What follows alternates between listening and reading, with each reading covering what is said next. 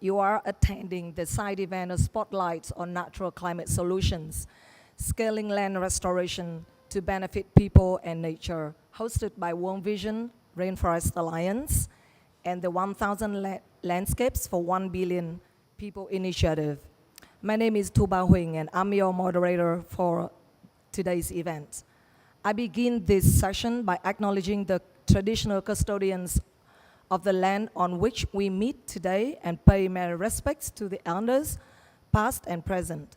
I extend my respect to all indigenous people present in this room and at COP27. Over the past few days, you have heard a fair bit about nature-based solutions, and some people may argue that we need to revisit the terms in different sections and events at COP27. And some of us may have read the UNEP report on NBS last month on opportunities for scaling up nature-based solutions. It requires integrated approaches that link together policy, financial instruments, and technical advances. So this panel today will showcase landscape approaches and offer a scaling up pathway for proven land restoration techniques like farmer-managed natural regeneration, FMNR, and their contribution to achieving climate goals. So let me introduce 5 stellar panelists for the session. They come from government, NGOs, and private philanthropy, who will share their rich insights and valuable knowledge with us today. Tony Rinaudo, Right Livelihood Award Laureate, a pioneer of farmer-managed natural regeneration from World Vision. Ms. Terhas Merbaru Hindia, CDM designated national authority from the government of Ethiopia. Paul Chatterton, founder and CEO of Landscape Finance Lab, and Ms. Nadesh Zoyem, director of Rainforest Alliance Central Africa. We have one more panelist who's coming and joining us.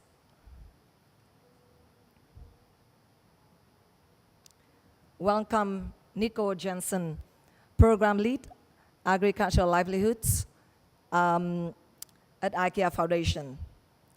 I acknowledge the wealth of expertise and wisdom from our audience here in this room, as well as virtually. So we will start with our speakers, then open the floor to hear from you, not only responding to questions, but also your insights on solutions that have worked or not worked in your context. Tony,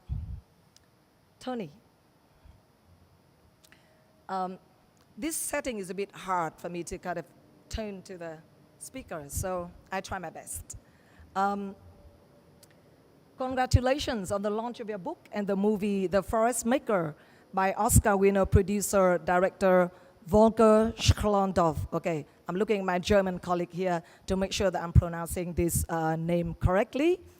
The movie was a hit in Europe, and in the movie you affectionately known as the chief of all farmers in many villages in Africa due to Tony's decades of testing, promoting farmer-managed natural regenerations, FMNR, together with communities in this part of the world. I'm sure a lot of us here would be very curious to find out how to grow whole forest without planting a single tree. Too good to be true, right? So in 5 minutes, can you please share your journey with us?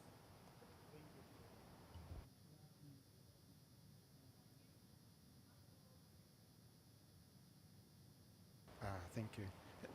Thank you, Tuba, and good afternoon, everybody. In 1981, I found myself in Niger Republic planting trees, and it was a hopeless failure, and the people weren't interested. And I continued along those lines until I realized it's actually not necessary. Everything that you need is literally at your feet in the landscape.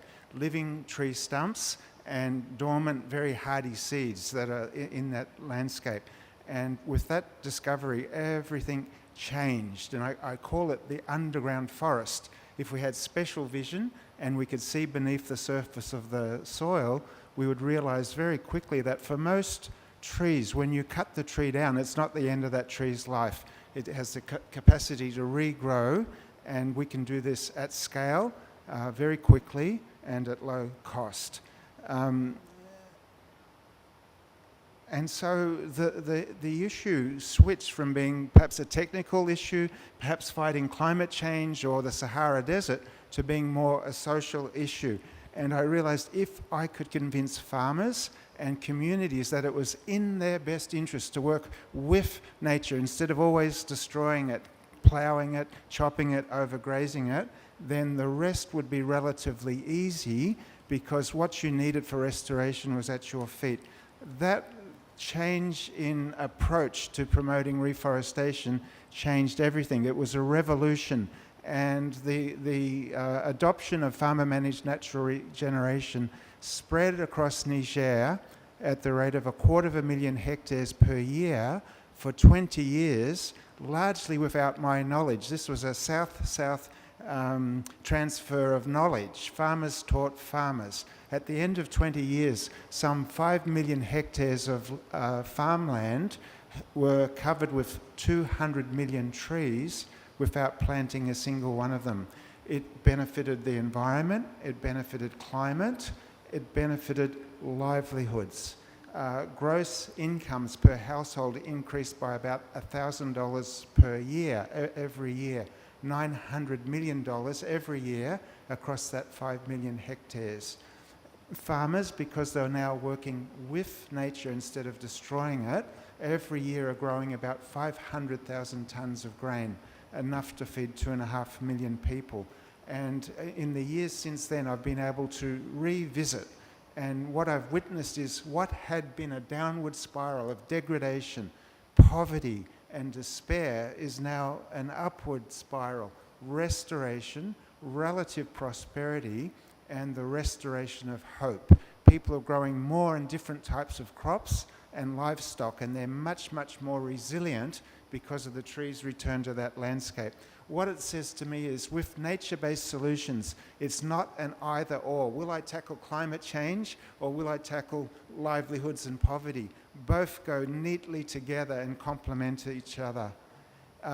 In the years since then, since joining World Vision, we've begun to promote farmer-managed natural regeneration globally. Through World Vision, it's now being implemented in 29 countries. The same principles apply, whether it's agricultural land, grazing land, or if it's a forest, biodiverse natural forest that you want to restore. The same principles work across a very wide range of environments.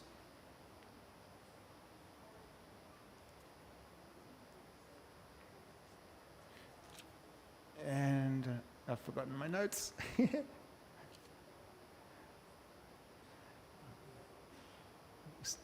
So Tuba, just, yeah, I'll just stop there.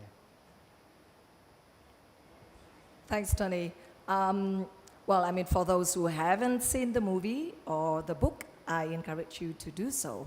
But Tony, you've been touring the world promoting FMNR, and just a couple of weeks ago, following your visit to the Netherlands, a motion passed for Dutch government to explore FMNR. This is massive, and the EU is also showing increasing interest. What an amazing achievement. So can you share with us some of the highlights from your tour, and also what's next in World Vision's plan to scale up FMNR? Thank you, and I've caught up to where my notes were. Just to finish off, that the amazing thing about this is we're not necessarily incentivizing people or paying them to do this.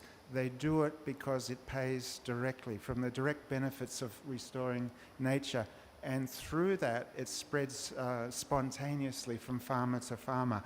In terms of what I've been doing, I've had wonderful opportunities to speak to policymakers, donors, other NGOs, sharing the news about farmer-managed natural regeneration, looking for support for what we're doing in World Vision and outside of World Vision, and trying to get more and more organizations on board.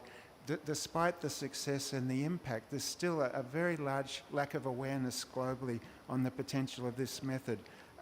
Next steps, we're looking to launch our Restore Land, Restore Climate report, which documents how FMNR is both a mitigation and an adaptation tool.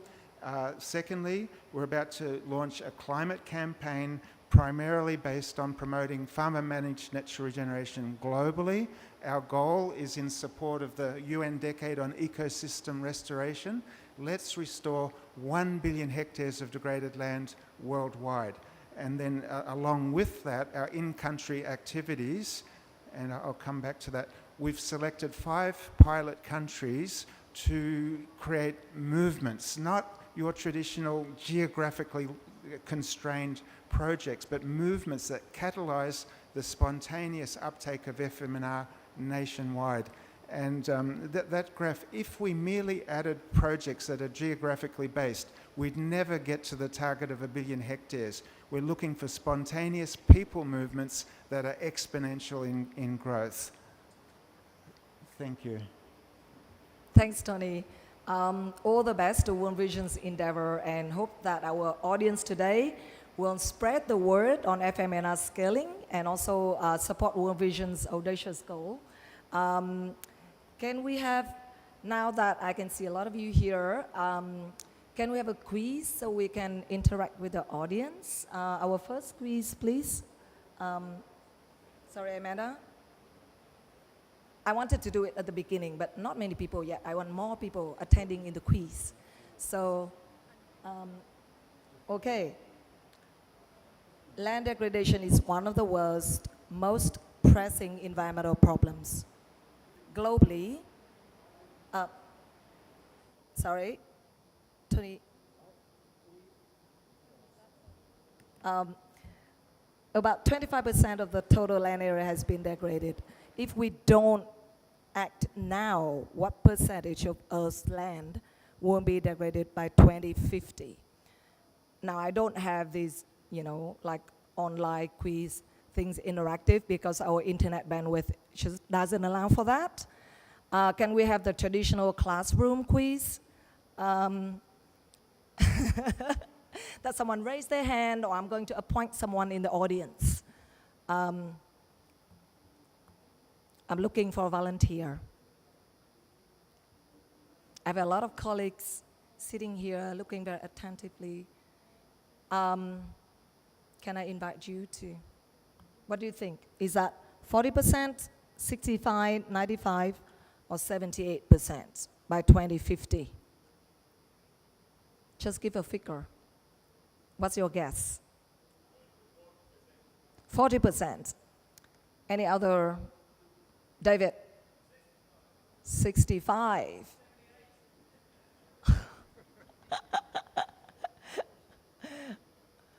Okay, is 78 the highest? Someone at the back.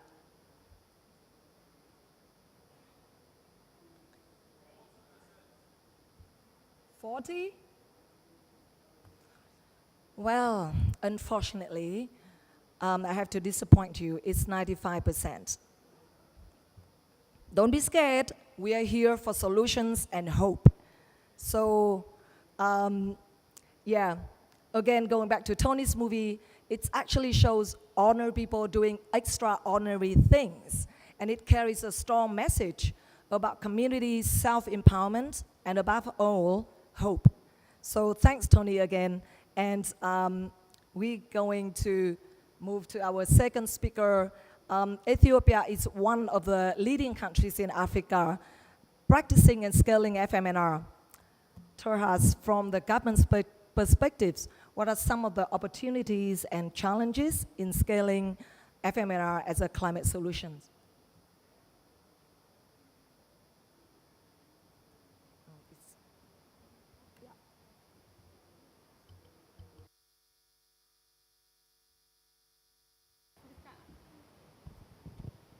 Yeah, as you know, Ethiopia is very degraded. It has very degraded lands and degraded forests. So, in order to address those problems, a lot of policy interventions has been conducted. A lot of interventions has been conducted. For example, one of the projects, as you know, the Humbo project. It is the first project in Africa in forest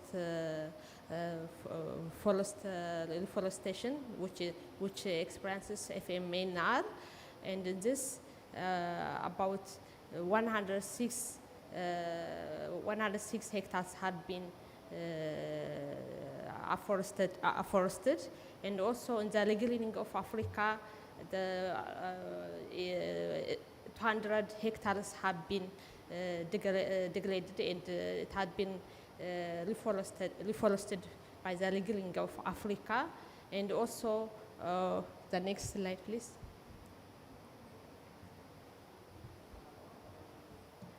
Yeah. So because of those and other experiences, on also the great green initiatives which has been launched by our Prime Minister, 20 million seedlings have been planted in 4 years, and those initiatives and other initiatives, Ethiopia has been selected the first member of the country to pilot the regreening of the globe because of the expenses existed in of forest farmer managed natural resource regeneration, and this regreening of the globe has been proved as a very effective, cost-efficient, and high-impact intervention. And in this regreening of the globe pilot project, multi-stakeholder platform have been established, and by this platform, national action plan also established. So this was some of the experiences Ethiopia has on the FMNR activities. Yeah. The opportunities we have is there are a lot of policies and interventions in Ethiopia. The NDC and the forest policy and also forest regulations, those all help us to promote the FMNR practice in Ethiopia.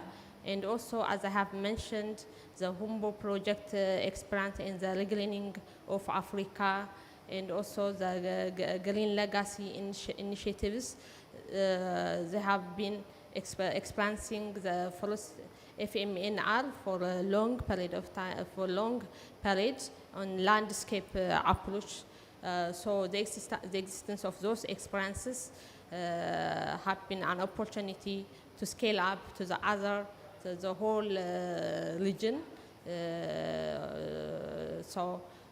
Also, the establishment of nurseries. There are a lot of nurseries everywhere, and also there are centers, farmers training centers. Those centers and the nurseries is an opportunity to promote to the scale for the landscape, to the larger landscape restoration. And also the multi-stakeholder platform. The multi-stakeholder platform are at the national level, sub-national level, and the local. There are a lot of multi-stakeholder platform which helps to the landscape approach, landscape restoration and reforestation. Those multi-stakeholder platform will help to promote the FMNR to the larger scale in the country. So as I have explained, the multi-stakeholder platform are that brings government from civil society, academic, private sectors, donors, community, a lot of researchers. Those all stakeholders will come together, and this helps just to bring an cumulative impact in the FMNR intervention. So this platform also helps us to share knowledge and information to each other. So this is an important step or approach we followed in the landscape restoration process.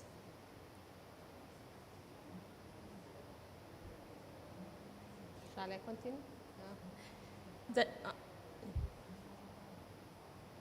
Shall I continue? Okay.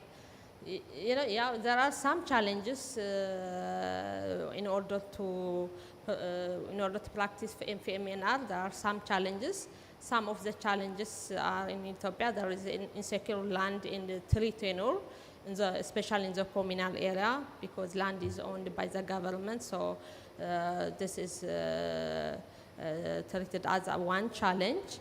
And the other challenge is there is low knowledge and technical skills on managing the trees, especially in the on the tree management. There is a knowledge gap and the technical skills gap. And also there is poor linkage of the market from the products we get from the FMNR. There is a poor market, so this can be taken as one challenge. And the other challenge is on the basic information of the multi-sector platform. There are some basic information, lack of basic information on the MSP platform. Also the seedling, the quality of seedlings. We plant in huge amount of seedlings every year, but one challenge is the quality of the seedling and the post-planting management. After we plant, there is a lack of planting management, and those are some of the challenges.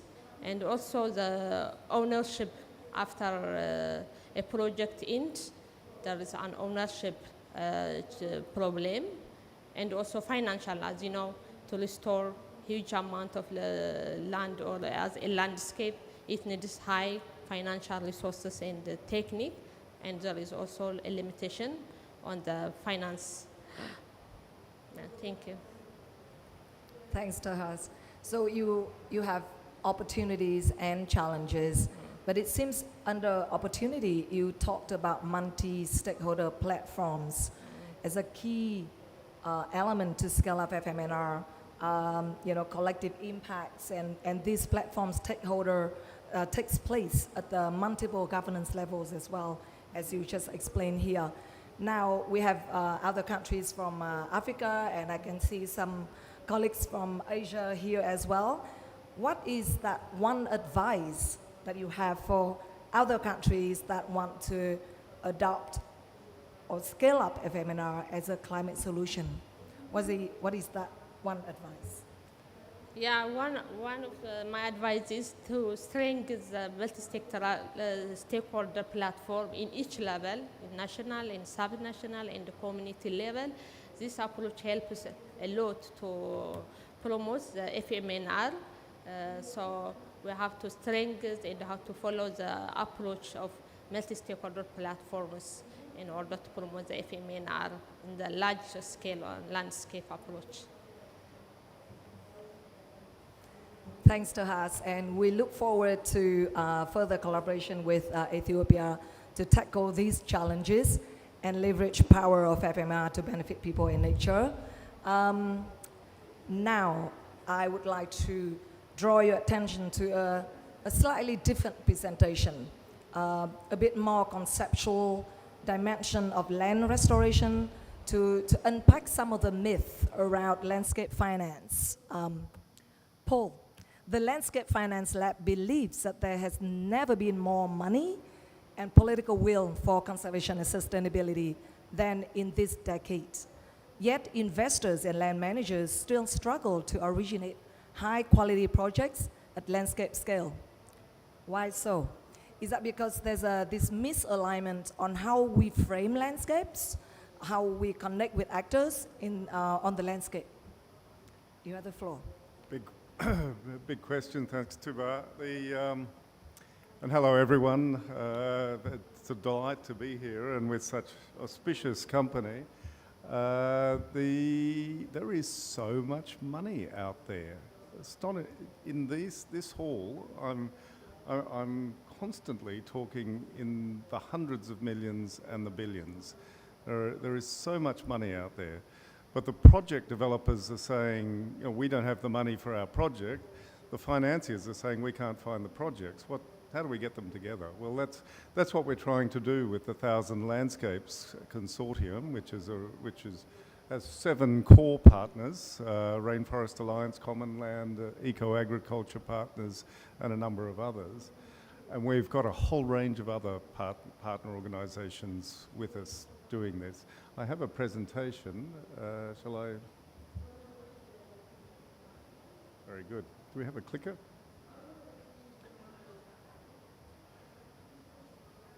So, and this is the part of the reason why it's difficult to get the money on the ground for solutions. The world is wired by sectors.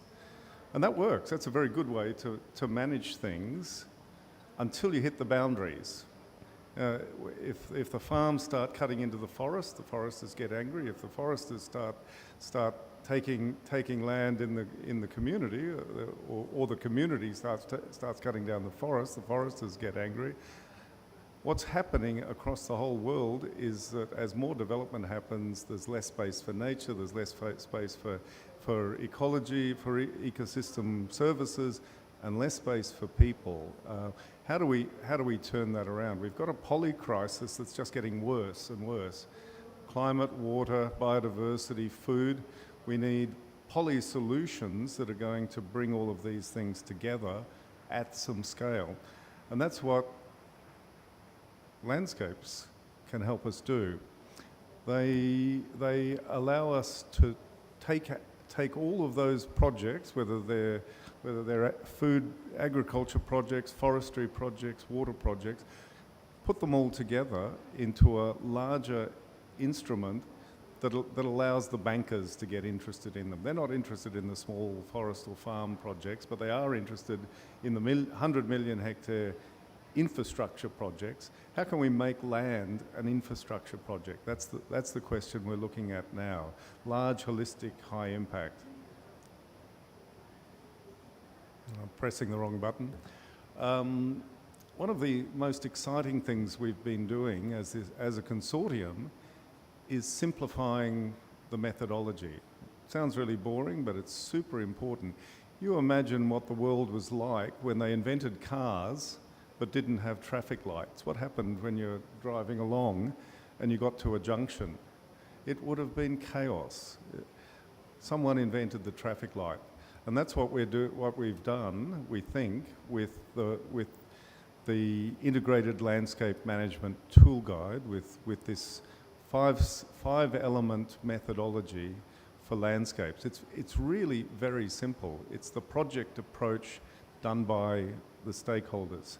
So you've got 5 steps. You start with the partnership. You get everyone together in the landscape. You identify what's the problem, what are the possible solutions. That's step 2. Step 3 is a clear vision, defining a clear vision that everyone is behind, and an action plan for implementing that. Step 4 is getting the finance and taking action. Step 5 is learning and impact. Very simple. And there's lots of new methodologies popping up all the time. We had 80 methodologies for integrated landscape management when we started writing the little sustainable landscape book. We're encouraging everyone to use one and help us all to make it better. Keep reforming it. This also helps us to get the finance together, because if we've got a concerted, clear vision done by a whole set of stakeholders in the landscape, then that's something that investors can put their money onto, but it has to be investable. With the partnership and across all of those organisations, we have a whole lot of test landscapes. These are active landscape programs. Some of them are focusing on agriculture, some are focusing on forest, coral reefs in Fiji, peatlands in Scotland. Our hypothesis is the landscape approach should work for all biomes and all sectors. And I think that's starting to prove to be true, that you can bring in any of these. What's so important about this is that also allows different people to speak with the same language. So if you put fisher people in the room with foresters, they usually don't have much to talk about. But if they're talking about land and seascapes, they're talking the same language. And that's what we've found in Fiji, that the fishing industry needs the foresters to restore the mangroves and needs the farmers to take the pesticides and fertilizers off their farm so it doesn't pollute the reefs. And now they've got a language to talk about it with. Where's the money? Well, if you look down in that bottom right-hand corner of that box, that's a map of world money flows. $200 trillion a year flows around this planet. Only 0.5% is in that red box. It's government, philanthropic, multilateral money. And that's where most of our money comes, for landscapes, for restoration, for protection. But there's this enormous area of other money that's available, and that's what we're trying to draw down. And the good news is that the investors here, there's lots of them, are getting really excited about restoration and wanting to pay for it. So how do we bring these two things together? You need both. You need the public and philanthropic money to trigger the work that the investors and the companies can then invest in. So landscapes give a way to link the supply of finance and the demand of landscapes. They put the two things together, landscape finance instruments. And here's quite a complicated diagram, but I'll take you through it. This is our current theory of the typology of landscape finance. What types of things are out there for landscape finance? On the left-hand side, you've got investing in nature-based solutions. That's just investing in projects, which we're all used to. So some of that's grant-based, some of that is commercial investments. It can operate at the scale of a single farm, like the scale that World Vision is talking about. Some of it is carbon payments, performance projects. All of those are nature-based solutions, but they don't really get to the scale of nature. They don't get. They're not integrated. They don't give us the ability to deal with that polycrisis. Landscapes bring those things together in a catchment or in a province or in a tribal zone, and they allow us to get the larger finance in. So an example. We started working with Michelin Tire Company in Sumatra on their rubber plantations. They were worried that the deforestation would continue to happen. With them, we built a zoning plan for the entire area. They got $215 million for a sustainability bond that invested in wildlife-friendly rubber, in forest restoration and a protected area. So putting those pieces together allowed the bankers to get interested and really get serious. That's number two. If you have a number of these landscapes, you can create a fund that invests into landscapes around the world. And you've got investment funds like the Dutch Fund for Climate and Development, the Landscape Resilience Fund of South Pole, the Livelihood Fund of Danone. These are quite interesting investments in landscape programs. And then thematic funds, Agri3, which I think it's Rabobank, or am I right? I've forgotten. Or Rabobank, yes. Funds agricultural landscapes across the world. There's water funds, there's energy funds, and so on. So there's a quick introduction to the world of the landscape approach and a very quick taste of landscape finance. There's lots more to be said, but I'll leave it there. Thanks, Paul. So go back to the slide where we have the 5 steps. I use that to teach my students. They get it. They do exercise and they do like layer of biophysical and social landscape, and then they'll follow, get excited. In reality, I find it harder to do, and also you see so many partnerships at different levels, sometimes in one landscape.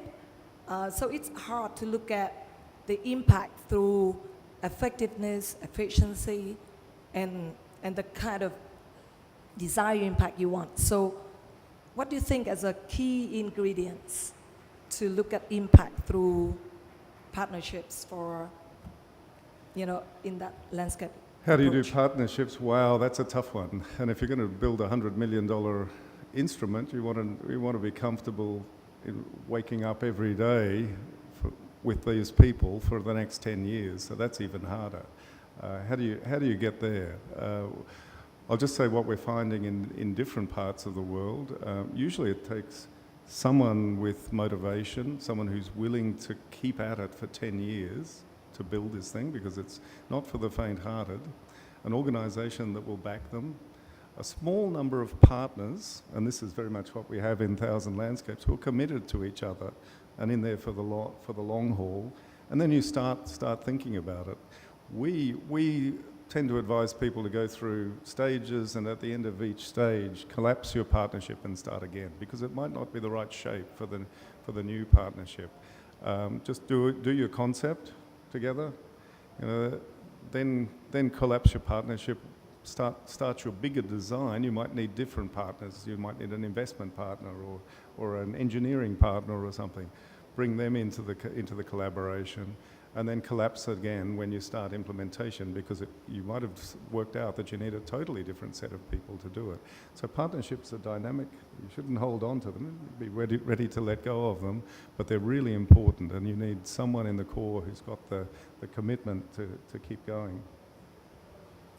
I like that. So not only motivation, commitment, but also that dynamics to let go where it needs to. So thanks, Paul, for a comprehensive overview. Now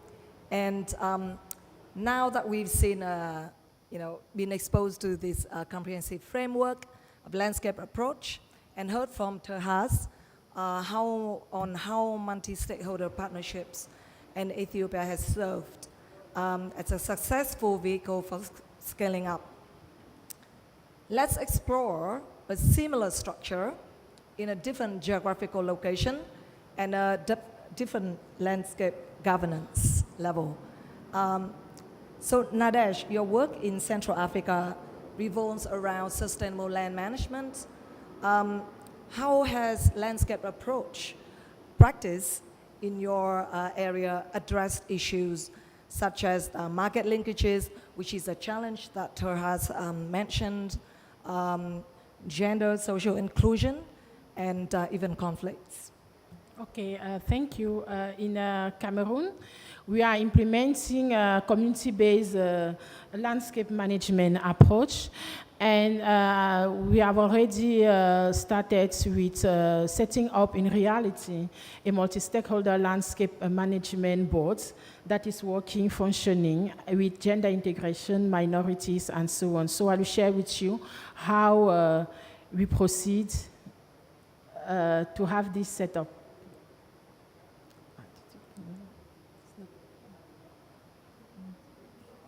Okay.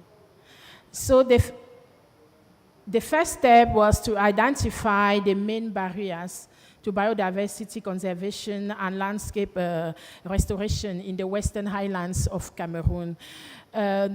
On these barriers, we have several, in this landscape, we have several key biodiversity areas, such as forest reserve, wildlife reserve.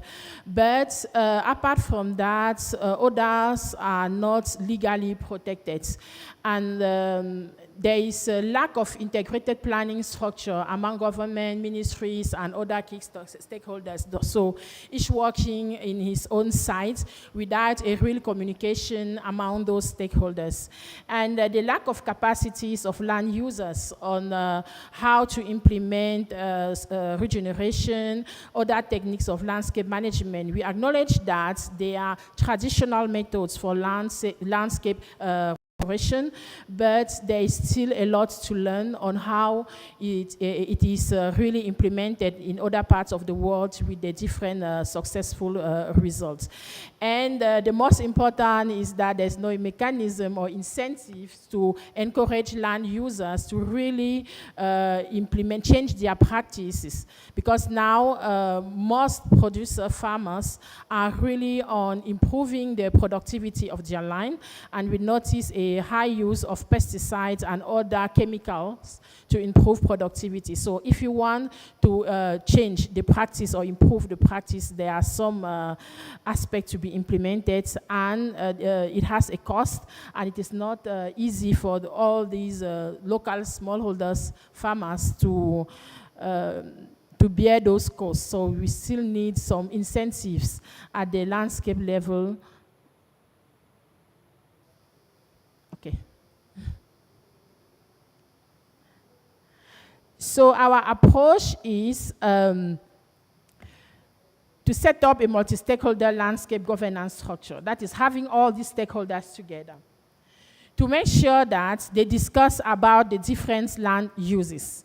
If we have protected area and high conservative forest area, identify the management measures for, to avoid degradation and biodiversity loss in those areas.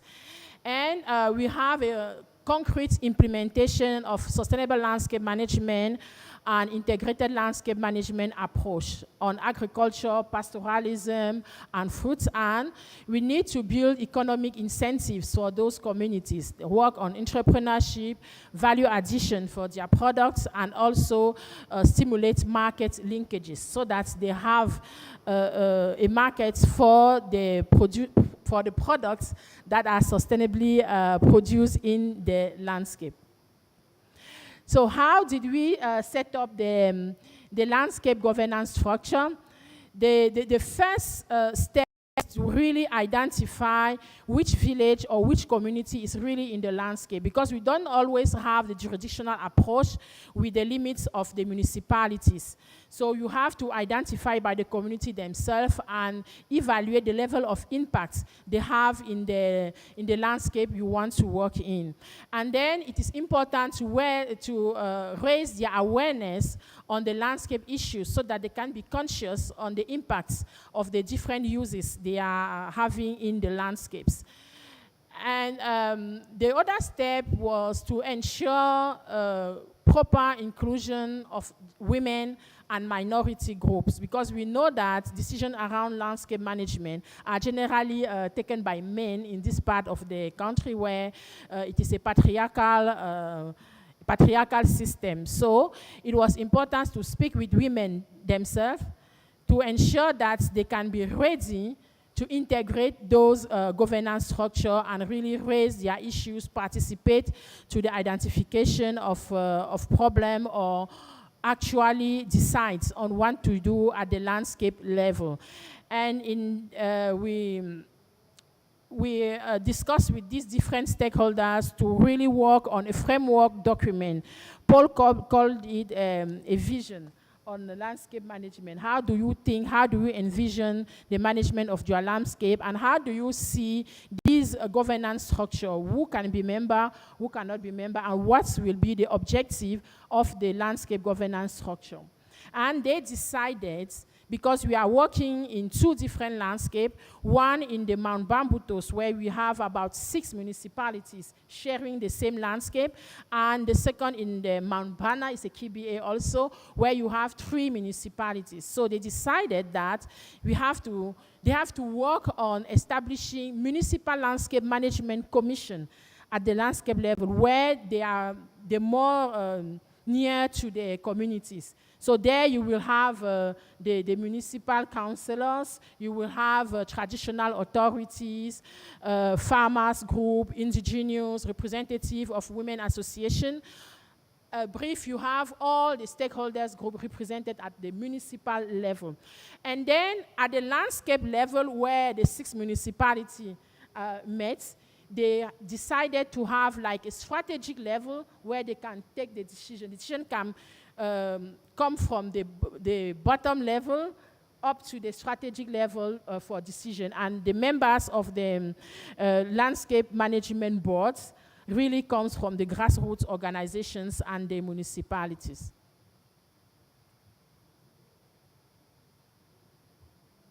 Okay, here it is how the actors are really working to improve discussing and sharing. You see, you have the livestock breeders that are there, civil society organization, even youth. We ensure that we have a percentage of youth and at least 30% of women. And at the landscape level, you have each municipality. This is the case of the Manbambutos in the Western Highland, where each municipal landscape management commission is represented in the landscape management board for common decision. So this is how concretely we set up the process. And it is a long process. You need time to talk with people. You need resources to make them aware of everything, so it takes time. You have to plan for a longer period, yes. Thanks, Nadesh. I like the process where you have that gender and minority as one particular step along the way. And when I look at this, and you have a lot of different groups of stakeholders to get people together, understand their values, aligning around a common goal is, like you said, is a long-term process. And often projects or program, we're under pressure to deliver. And building partnerships, getting consensus, getting people together is one step in a log frame, but it is something that we need to do throughout the life of the project. How do you manage these expectations either from donors or from governments when you actually have to have that long process of consultation and engagement? Okay, yes, that is the question we always have every time. So the project is called Community-Based Landscape Management. We planned this setup process for 6 months, and we spent 2 years on it. We were lucky that our partner, the UN Environment Program, really understand the situation. We tell them, we are talking about community-based landscape management. It is a participatory process, and we were keeping them informed on the progress. And yes, we had to make an adjustment on the budget to ensure that this line is really there with consequent funds for the process. And we are happy because now we have the appropriation of the communities, of the municipalities, of the local NGOs and traditional authority in this area. So for participatory process, we really need the donors to be involved and understand the situation. If we want long-term results, we have to do it. So we'll continue with the process until the end, and the big challenge of this is really a sustainable funding mechanism to implement sustainable landscape management action. So the Finance Lab has already explained how it is possible, and we really hope that we'll have the occasion in these 2 landscapes to experiment what is being described.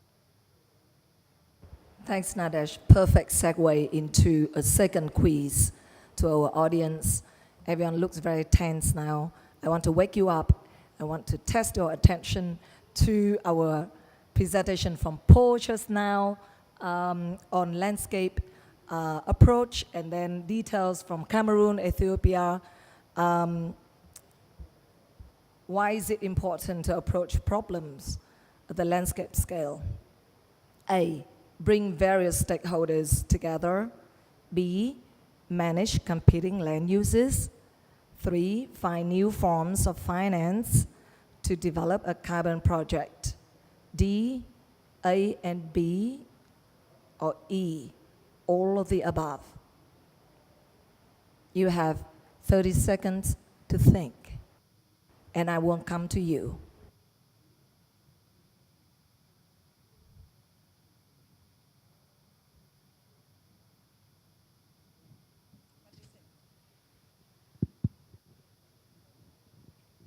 I'm going to the end of the room because that's where you test whether people pay attention. A, B, C, D, or E? Oh.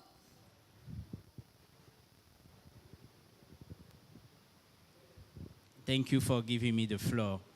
I would say A, but not putting the people together, but making the people to stay together. That's the challenge.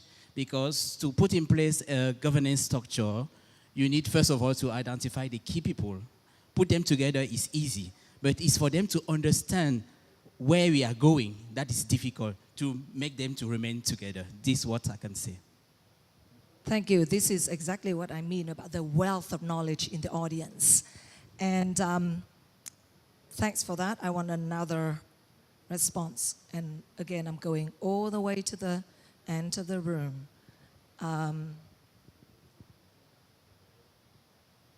You're looking at me like you have an answer. Hello. I would say all of the above, because I see strengths in all of those. So. Thank you. That's a lot of my students would do, just to be safe. Thanks. Okay, Paul, do you want to give a response? Can we have the quiz back on the screen?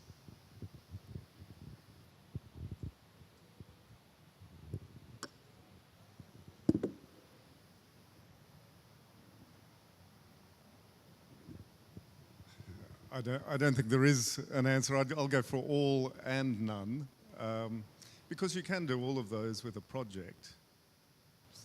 What competing land uses, particularly, I think the landscape approach gets very interesting because it brings together people with very different interests who have conflicts. And if you think about things over a much larger scale, geographically, and a much longer time scale, suddenly it becomes much easier to solve problems. It means you don't have to solve them straight away. But of course, they're very good ways to bring people together, and you can create much more exciting, much larger scale, longer term carbon projects. So is that hedging it all and none? Yes, but there is, when you see it, response C, we say develop a carbon project. And this is the trick when you put in a carbon project, because landscape ambitions is grander than that, right? We direct funding flows to projects that enhance interconnections between different landscapes, ensure synergies, decreasing trade-offs, and so that's a trick there. It's like a carbon project. You challenging me. No, I fell right into it because you're absolutely right. A landscape program is not a project. It's a collection of projects, and it's usually not projects that are the same as each other. It's, if it's just farms, that's not really a landscape program. If it's farms and water, yeah, but I'm not a good student, I'm afraid. Thank you. Thanks, our audience, and thanks for your response to A as well, because you actually bringing in new things. I have to fix my quiz next time. But now it's time for our last speaker, but as we say, I saved the best for last. Nico, last month, experts in Cairns, Australia, highlighted the crucial role for nature-based solutions and called for a vastly increased funding for such approaches. Now, UNEP Executive Director also noted that the investment must triple by 2030. What does the future of responsible investing landscape in nature-based solutions or land restoration look like in your view? Yeah, thanks for that great question, Tuba, and it's an honor to be on this panel where some of our partners are already present. So basically, the future you mentioned is already now, because they are already doing the work as we speak, or as we have been speaking over the last few years. I think why we are interested in the landscape approach is we believe in a world that works better for people and planet. And people are using landscapes. People are part of landscapes, and they all interact in landscapes. So that's why we think it's an important dimension to look at a landscape level. We look primarily at landscapes in the relation to the food system. A broken system, as we all know, unfortunately. It's not delivering healthy food, it's not delivering enough food, and it's damaging the planet, and it has become a key emitter of greenhouse gases. But it's also a key driver of deforestation and resource degradation. So we need a radical transformation of this system, that people, nature and climate collaborate much better to prepare for that better world that we believe in and that we can achieve still. And we see slowly but certainly that across the globe, producers, producer organizations, civil society, government, finance, private sector are starting to see this and starting to realize this and starting to seek new forms of collaboration to work together to find answers to this. All too often we still see that this is a linear relationship, a relationship in a value chain or a relationship between a farmer and a buyer. And we believe that we have to look much broader at this and look at the whole landscape, because people, governments, companies benefit from much more than just their individual relationships. And profits are made out of these individual relationships. But in the end, it's the landscape that pays the price for it. And that's something that we radically need to change. If we want landscapes to continue to provide food, to provide clean water, clean air, biodiversity, cultural values, as well as to provide employment and diversified and resilient livelihoods, not just for the future of now, but for a growing population. We need to get our act together. We need collective action at a landscape level, at a scale that we've never seen before. Paul is speaking very clear about that we need that. And we think that these landscape approaches have a very promising future to be able to find these answers that we're looking for. So that's why we are supporting them. That's why we're also proudly partner of the 1,000 landscapes for 1 billion people, proudly partnering with Rainforest Alliance and many others to work with the landscape approach and to learn from it what it can bring us. That is something else that we've done in the past, and that can give us that holistic concept to address the problems of today and the future. And yeah, we can't just do it alone. We're just one of in that tiny, a tiny red box in that tiny box that Paul showed us. So we need everyone to come together around this. And we believe that it can be done, and we would call upon others to embrace this as well and to come on board and to start working with such an approach. And a key element for us in that, before I close, is that it's an approach that demonstrates that it can champion inclusive governance, as was meant there, inclusive decision making, in which users of the landscape, smallholder farmers, forest communities, are not just the risk takers, but they're really also the decision makers in that. And that for us is, I think, what drives us and what demonstrates that when landscape actors work together, they can come together around a common goal and find a common plan and a common solution. So thank you. Thanks, Nico. I would tweet these profits are made from relationships. So basically, social capital generates financial capital. I like that. I'm sure a lot of us here would be wondering, ACIAR Foundation, you funded projects using landscape approach. Maybe you can share with us what you see, the secret sauce of the winning concepts, something that land on your table and you know that's it, that's a winning proposal. Yeah, thanks for that. And that's, of course, we know that, we feel that every day. And that's the fun of being here as well, at a conference like this. In the first place, we believe in partnerships and trust. Long-term partnerships, because you cannot work on a landscape approach if we keep looking at it as projects. 2-3 year time-bound projects. This is not going to work. If I see the first photos from World Vision, 2010 to 2020, and then we're still far from finished probably. So this really needs a long-term engagement, and that's what we like as ACIAR Foundation also.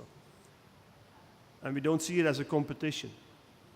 We don't really like to set out call for proposals, but really to shape up and co-create and collaborate in partnerships where we are maybe the funding part of the partnership, but without good partners to implement and to bring the solutions and to generate the evidence, our money is also worth nothing in the end.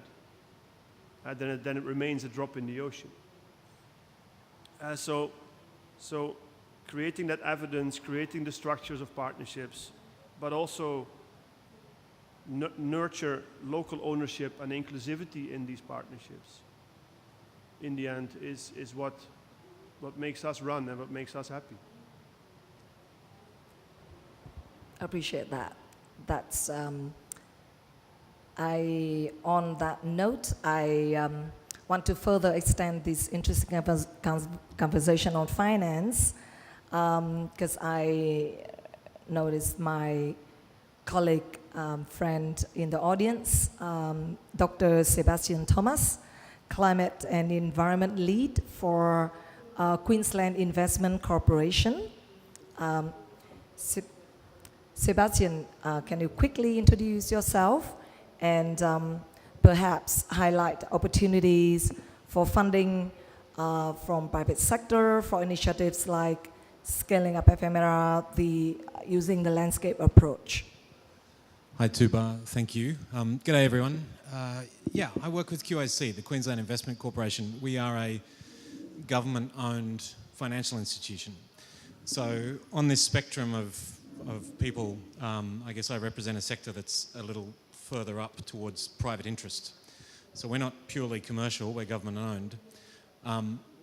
But it's of great interest to me, and increasingly to an organisation like QIC, is how we can bring all of this finance in the private sector that has to be catalysed and unleashed and radically transform the way that we do business.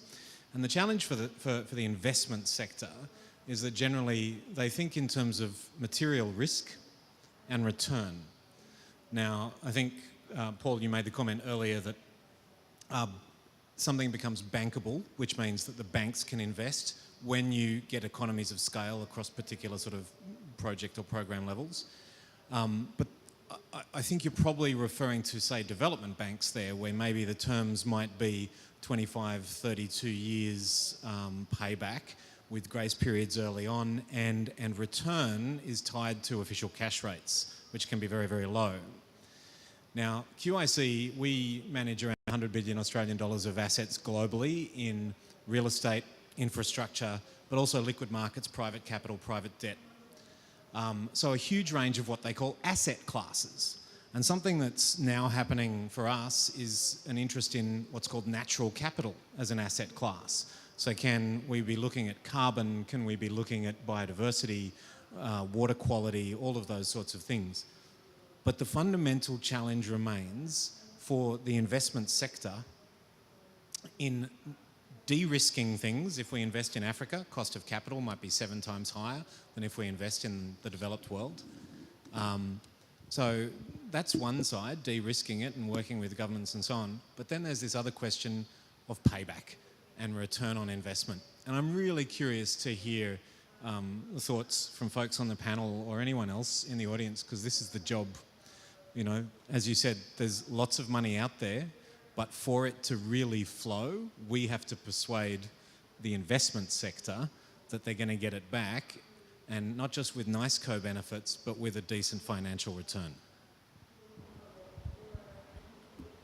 Thanks, Sebastian. So that's actually open to the panelists as well as to the audience. So I invite any response, comment, input from anyone in the room. Nico first, and you, and then Paul. Yeah, thanks for that comment, Sebastian. And I think maybe that's also some of the economic thinking that needs to change at the same time. Is there unlimited growth? And instead of thinking in depreciation, maybe we have to start in thinking in appreciation, especially when we think about landscape protection and nature's values. Profit is nice, but nature and biodiversity need to profit as well in order for enterprises and society to continue to profit from what nature and landscapes pay to us, because they pay us as well. They pay us with food, they pay us with biodiversity, they pay us with clean air. So how do we appreciate that instead of only thinking it as a risk? Because we can, as philanthropy, we can continue to co-invest and de-risk whatever, but we got to change the narrative about our thinking at the same time as well.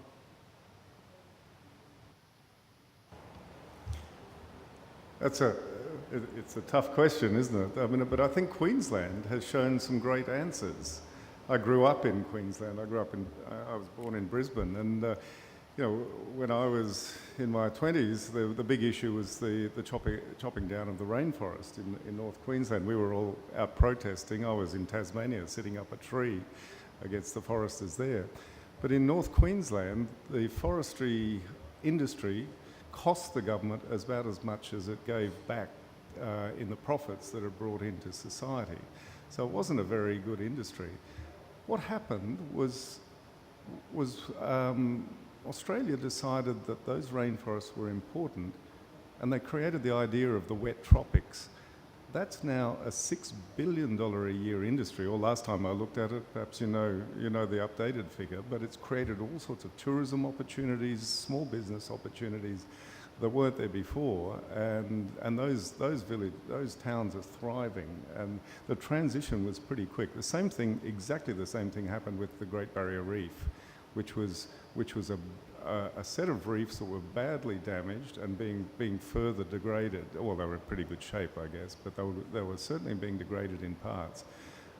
By starting to create this vision of the Great Barrier Reef, suddenly everyone on the planet wanted to come and visit that. And that's what the landscape approach can do. I guess we've got I'll just add one more piece. If you think of housing market, when did we start to value houses? It was when we had money. You know, we'd built our huts and we'd let them fall down because they didn't have value.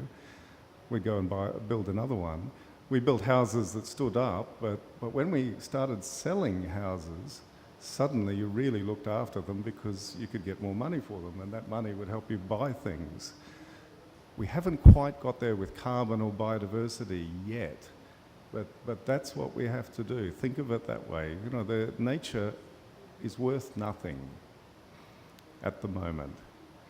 And that's why that's not the only reason why it's being destroyed, but that's one reason. If we can find a way to make it as valuable as our houses, and Australians talk about their houses all the time and how much they're worth, then we can make a big difference. But I'm sure others have opinions on this. It's not an easy one. Thanks, Paul. Because you talk about houses in Australia, I started to think that a lot of houses are underwater because of the flood and the rain in Australia. And when I showed these photos to my mother who lives in Vietnam, she said, "This is Australia?" So they cannot believe, they think it's only happening to Vietnam, but also to Australia. We have time for one very thorny question from the audience. Anyone? Before, oh, hello. Can someone pass the microphone, please? Yes, hello. My name is Jacques Wao. I work for Rainforest Alliance in Cameroon. And I was really interested to the stakeholders that was set up in Ethiopia. I would like to know how it's function and what are the challenges for that stakeholder to be fully in or to be effective if there is some issue. And also, the first speaker, I would like to know the choice of the species, where it with communities, is the communities who choose the species that is used for restoration. That's my two questions. Thank you.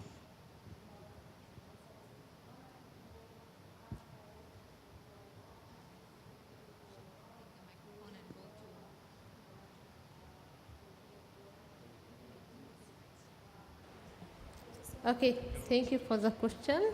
Yeah, as I have mentioned in my presentation, the multi-stakeholder platform is very important on the landscape management. What it's how its operation is, you know, there's different level of platforms, as I have mentioned, as a federal, national state, national level, and also at sub-national level in the community. So since landscape restoration engage so many stakeholders, the government, civil society, the community, and women, youth should be engaged, as the previous presentation presented.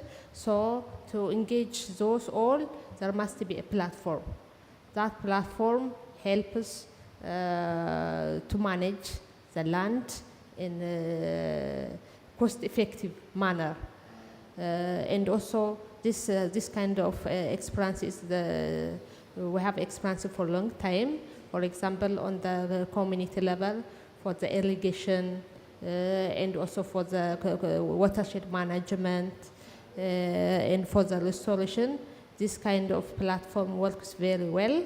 But there are some challenges, of course, to establish.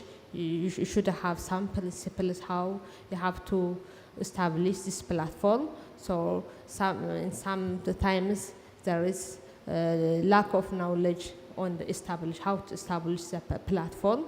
Otherwise, after established, it is very effective to manage and to restore the landscape at a scale level. Thank you. Thank you. So in the case of, well, it's dependent, because it's natural regeneration, it's dependent on what's there, but it's dependent on the choice of the land user. In the case of farmers, they'll be looking for trees that fertilize the soil, perhaps fodder trees, trees that create better conditions for growing either their livestock or their crops. In the case of Humbo, the forest project in Ethiopia, this is a gold standard carbon project, and we're looking for maximum indigenous biodiversity. So anything that's there, we encourage to come up. And as the forest grows, even trees that aren't there, nature itself will begin to fill the gaps. Thanks, Tony. Unfortunately, we have to stop the section. Oh, okay. It has to be a very difficult question. Bonjour, déjà je ne parle pas bien l'anglais, donc je veux intervenir en français, mais j'espère que Corinne sera là pour m'assister, ou bien Nadège. Voilà. Ok, moi c'est Adamo Ali, je viens du Niger, je suis du secteur privé. Donc notre expérience, c'est que nous travaillons avec des communautés locales pour augmenter la production de la gomme arabique. Donc cela nous... So it's Adamo coming from Niger, and he works for the private sector in the Arabic gum value chain. Voilà. Notre expérience, comme je l'ai dit, nous travaillons avec des communautés locales pour augmenter les productions. Donc avec la désertification qu'il y a eu, pendant les années 70, les années 80. Donc ça a décimé tout ce qu'il y a comme arbre. Donc là, nous sommes en train de faire une reforestation de notre site pour augmenter la production. Et en tant que So they work with the local community to increase the production of Arabic gum. And because of desertification, there is a lot of trees that has disappeared in the landscapes, and they are working with community to plant new Arabic gum trees, so that they can increase the production. Voilà, nous sommes en train de restaurer environ 300 hectares pour voir est-ce que ça pourrait bien marcher. Mais la difficulté que nous avons, c'est comment est-ce que des initiatives comme la vôtre pourraient intervenir pour soutenir le secteur privé, pour amener notre projet à une échelle beaucoup plus grande, voire 2000, 3000 hectares, pour pouvoir vraiment booster la production de la gomme arabique. So their main issue is that they want to restore 300 hectares of land using Arabic gum, and they would like to know how our different actions or our different program can support his enterprise and the communities where they are working to really implement this restoration with Arabic gum trees.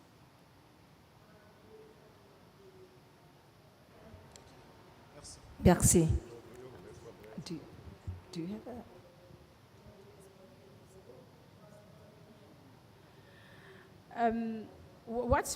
At our level, our program is really based in Cameroon with the Global Environment Facility Fund through UNEP, but we can share the experience we have on developing community-based landscape management and restoration, and discuss on how community can really be involved, and with our partners from the landscape, from the 1,000 landscape, maybe have an analysis of your landscape to see what are the concrete action that really need to be implemented in your community, so we can discuss together to really understand your context and find a solution on how to work together.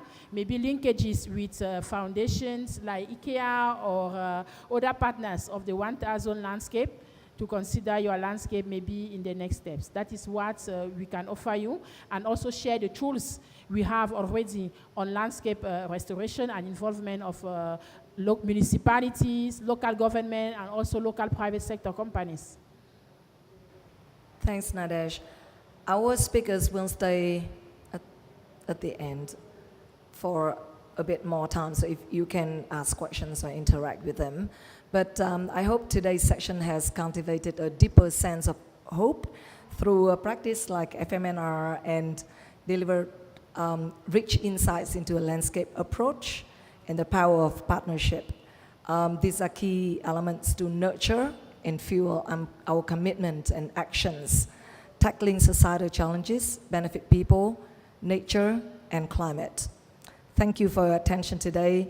Many thanks to our colleagues at Warm Vision, Rainforest Alliance, 1,000 Landscapes, and my colleague Amanda, very attentively attending to the IT issues over there. I look forward to working with you in the future, and thanks for making the world a better place.